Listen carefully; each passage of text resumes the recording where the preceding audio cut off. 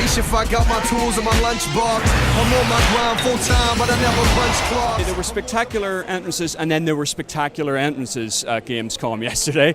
Dean, commendable performance getting on to the EA stage without falling over or killing anybody.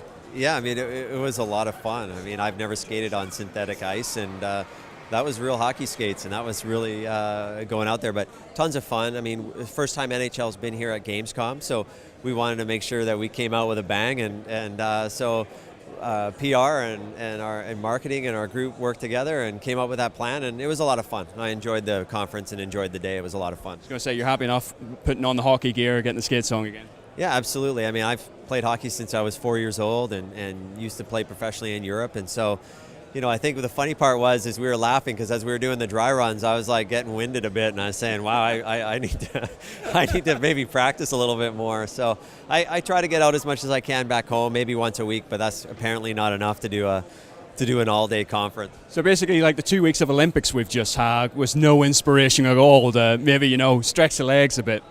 Well, it's funny because you can run all you want, you can do whatever you want, but you use different muscles when you're skating, and so regardless if my conditioning's there, my legs weren't. It's just excuses.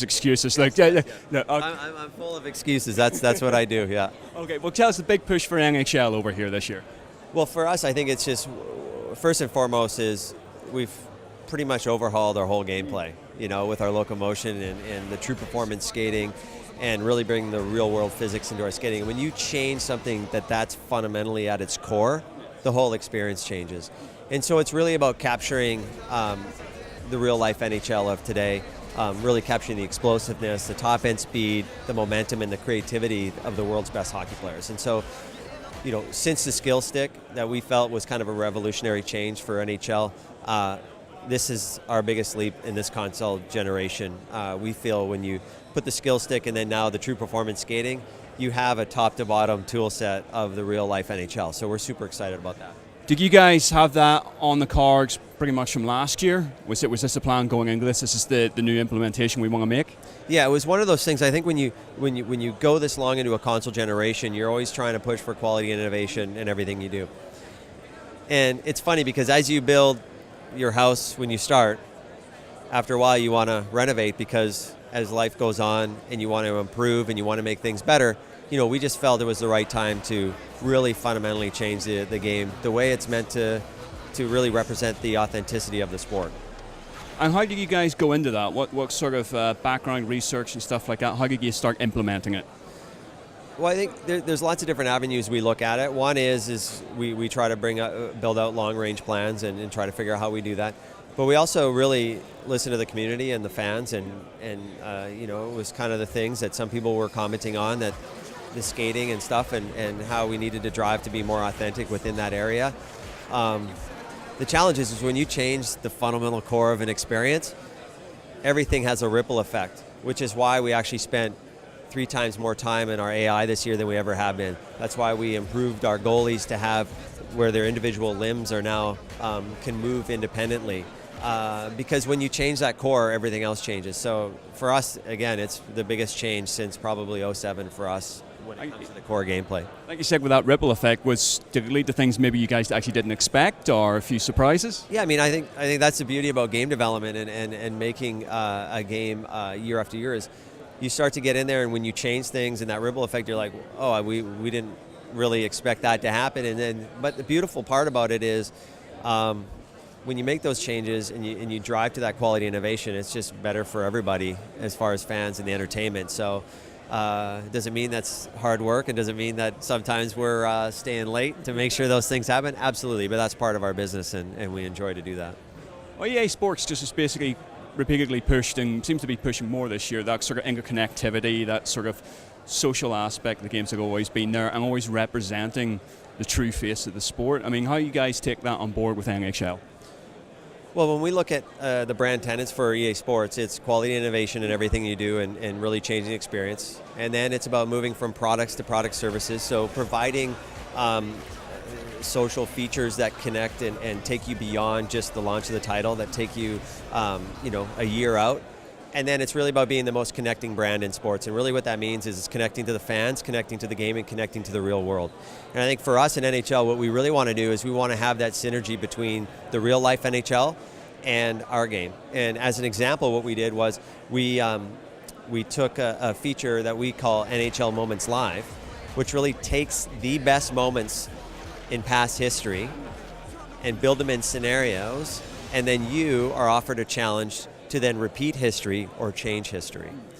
And what's beautiful about that and how it connects to the real world is as the upcoming season, legendary moments happen or big moments in the game happen, those will actually be live services that have been downloaded into your game, and then you actually get to recreate what's happening in the real world today. So those are some of the things that we do to connect to the real world and how we have those products and services continuing with NHL. Do you guys ever get a break? I think it's one of those things is once you finish, you're right on the train again, doing it again. And one of the things that I commend the team back home in Vancouver is they are an extremely passionate group.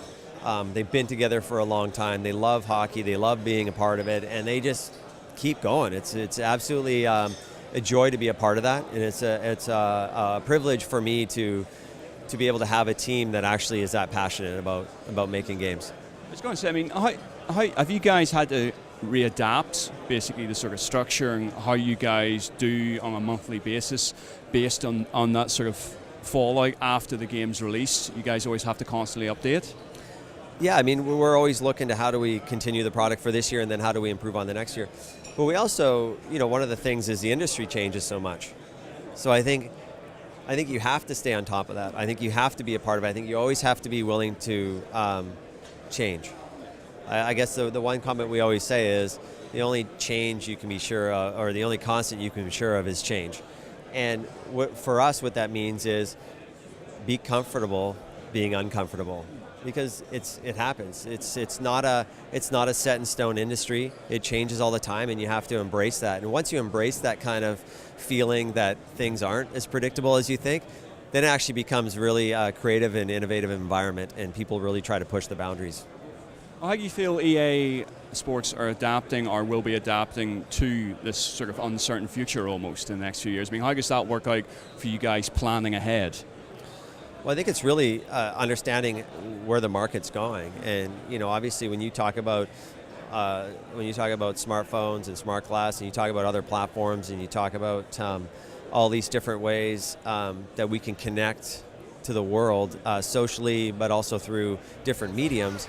The great thing about EA Sports is we're content providers, and so we're building experiences for where they need to be, for what they should be, and for who they should be for. And so that doesn't change for us. So if it's hockey, yes, it can be on the console, but it could be other places as well.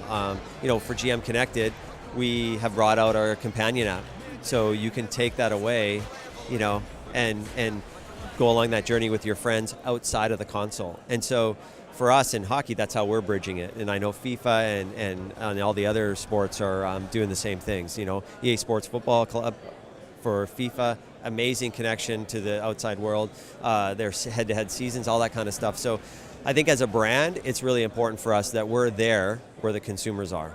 And you guys are sort of sharing almost within that brand. Absolutely. And that's one of the, I think as a sports brand, I think that's one of the things that we have an advantage of, is it is about sports, and it's about sharing, and it's about making sure what makes sense for that sport, but also what makes sense for our business. And it is one of the high things for as the GMs within the sports business, that we make sure that we're collaborating, that we're constantly talking, because when you think about sport, the unifying thing about it is it's about competing, it's about creating, it's about customization. And those things don't change no matter what sport you're looking at.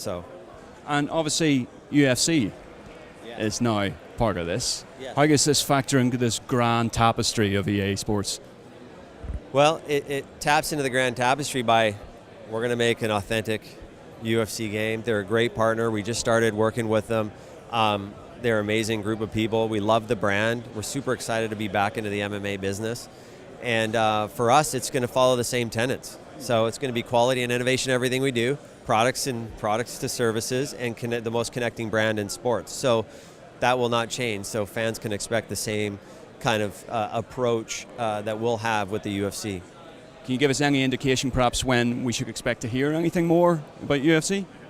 Right now, because the ink's still kind of wet, we don't have it. It really is wet. Yeah, so we don't have any dates today. We're just starting the process. We're super excited about it. The one thing I will say is we've met with the UFC a bunch of times, and they're an amazing partner already. Hands down, just a joy to work with so far, and just willing to collaborate. So it's going to be fun. I'm sure fans can be reassured that they know you guys are looking after the brand now. Yeah, I mean, and it's really, think about the Fight Night group is the group that's going to be making this game, and so. I mean, you can't look at their brand without saying there's quality and innovation there. So I'm super excited to be a part of that group again, and it's going to be great. Now, we started with NHL. Let's finish with NHL. When can players get their hands on with it? Well, our demo is coming out next week, I believe, August 21st and 22nd, and it'll be in retail on September 13th in Europe. Listen, thank you very much indeed for taking the time. No problem. Great. Thank you. Run, run, run, run, run, run, run, run, run, run, run, run, run,